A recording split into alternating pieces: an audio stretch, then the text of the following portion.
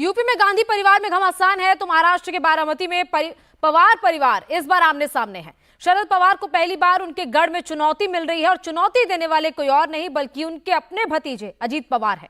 Baramati seat से 5 शरद पवार और 3 बार उनकी बेटी सुप्रिया सुले जीत चुकी हैं। लेकिन इस बार बारामती में अजीत पवार ने अपनी पत्नी सुनेत्रा पवार को मैदान में उतार दिया, यानी मुकाबला ननद और भाभी के बीच है।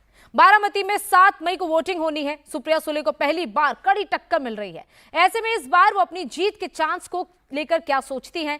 क्या बारामती में सुप्रिया सुले से ज्यादा अजीत पवार का असर है? इन्हीं सब सवालों पर इंडिया टीवी संवाददाता सचिन बीसे ने सुप्रिया सुले से बात की।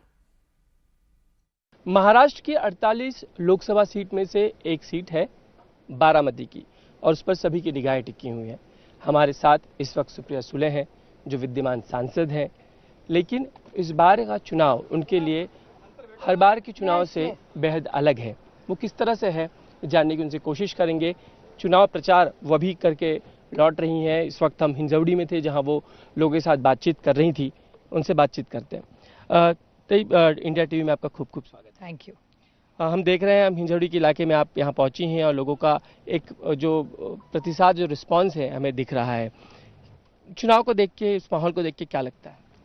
चुनाव होता है, हर 5 साल में लोकसभा का होता है, लेकिन हमारे यहाँ कोई ना कोई चुनाव चलता रहता है।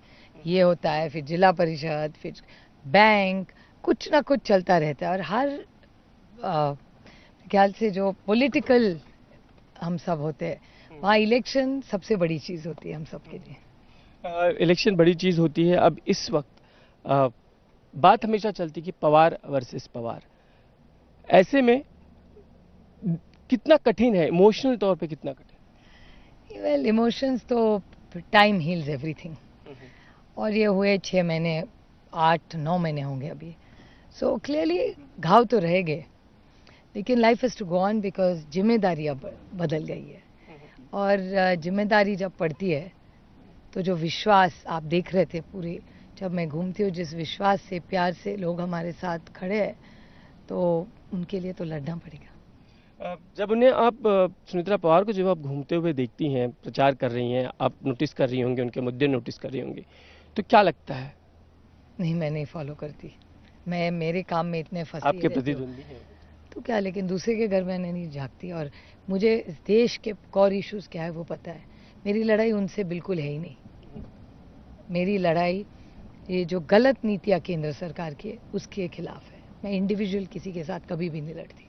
आज अजीत पवार ने बारामती में एक सभा के दौरान कहा कि 1991 के चुनाव में, यानी कि अजीत पवार को लोगों ने लोकसभा में भेजा, उसके बाद पवार साहब को भेजा, फिर आपको भेजा और अब बारी है बहू को भेजने की, तो वो जिम्मेदारी निभा दीजिए ताकि सब खुश हो जाए और आप लोग भी खुश हो जाए। ये क्या कहूँ मैं, ये कोई घर की बात नहीं है, ये देश की सेवा की बात है। किसान के प्याज को पैसा नहीं मिल रहा है, दूध शहर में महंगा हो रहा है और गांव में उसको पैसा नहीं मिल रहा है। इस देश में भ्रष्टाचार बढ़ रहा है।